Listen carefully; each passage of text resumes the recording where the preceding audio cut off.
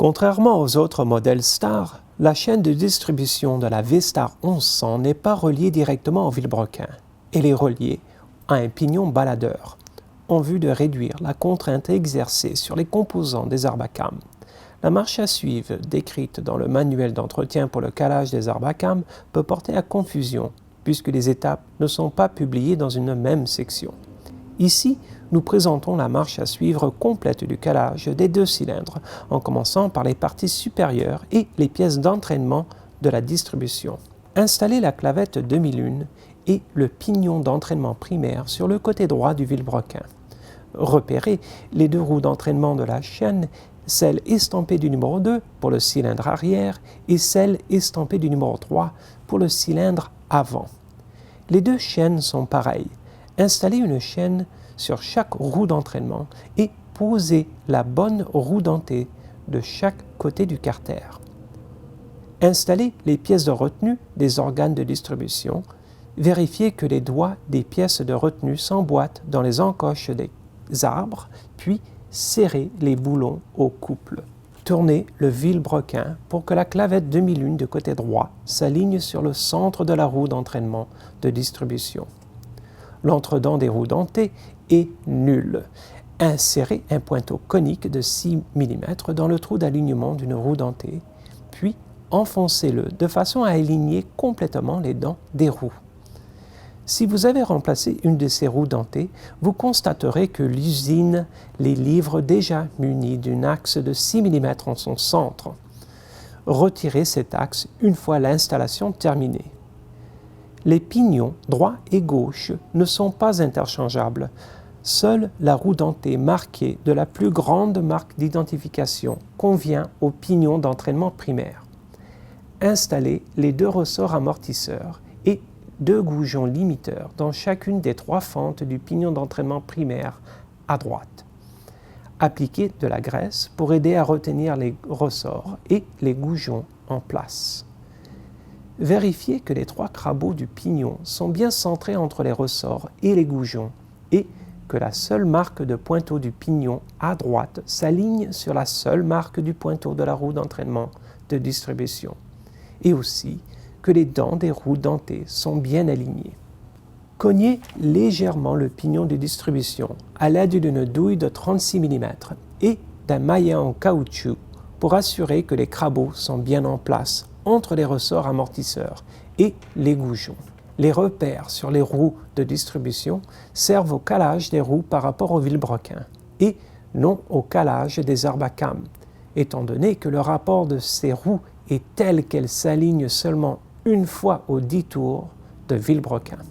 Posez une rondelle et une nouvelle rondelle de blocage du côté droit du vilebrequin.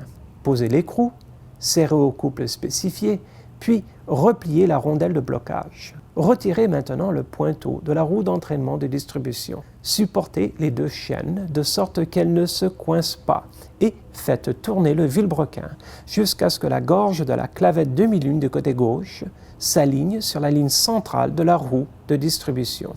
Installez les deux ressorts et deux goujons limiteurs dans chacune des trois fentes arrière du rotor du générateur. Vérifiez que la marque du pointeau sur la roue d'entraînement s'aligne sur la gorge de la clavette demi-lune dans le rotor et que les trois crabeaux sont centrés entre les ressorts et les goujons. Enfoncez la roue sur le rotor. Assurez-vous de bien enfoncer la roue dentée sur les ressorts. Alignez la clavette demi-lune du côté gauche sur les marques de pointeau de la roue de distribution à gauche. Insérez un pointeau conique de 6 mm dans le trou d'alignement de la roue de distribution, comme vous l'avez fait avec l'autre roue pour aligner les dents. Vérifiez que le pignon baladeur et l'arbre du démarreur sont installés. Nettoyez la partie conique du vilebrequin et du rotor. Installez la clavette demi-lune, puis le rotor du générateur sur le vilebrequin. Assurez que les dents du pignon des arbres à cames s'engrainent dans celles de la roue de distribution. Installez la rondelle et le rotor en tenant l'écrou sur le vilebrequin, serré au couple spécifié. Retirez maintenant le pointeau de la roue d'entraînement de la chaîne de distribution. Vérifiez que la rondelle est sur l'arbre de sélection. Installez provisoirement le cache moteur gauche et vérifiez que le trait à côté du repère T du rotor s'aligne sur le repère du centre dans le trou d'inspection du calage. C'est là le point mort haut du cylindre arrière. Vérifiez que l'ergot du guidage sur les arbres à cames est orienté vers le haut, de sorte que les soupapes d'admission et d'échappement soient fermées. Installez les guide-chaînes, les deux cylindres et la culasse en suivant la marche à suivre décrite dans le manuel d'entretien. Installez le pignon de l'arbre à cames du cylindre arrière.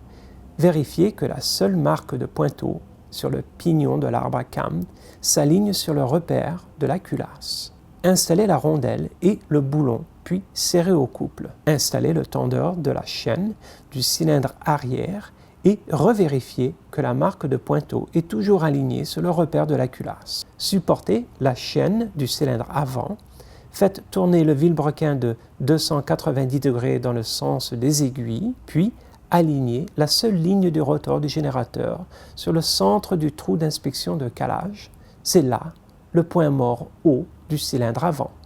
Installez le pignon de l'arbre à cames du cylindre avant. Vérifiez que la seule marque de pointeau sur le pignon s'aligne sur le repère de la culasse. Ensuite, installez la plaque de reniflard en alignant la marque de pointeau sur le repère de la culasse. Posez la rondelle et le boulon, puis serrez au couple. Installez le tendeur de la chaîne du cylindre avant et revérifiez que la marque de pointeau de la plaque du reniflard est bien alignée sur le repère de la culasse. Faites maintenant tourner le moteur à plusieurs reprises.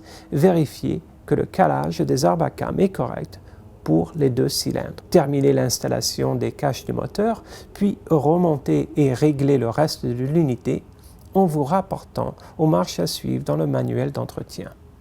Merci de votre attention.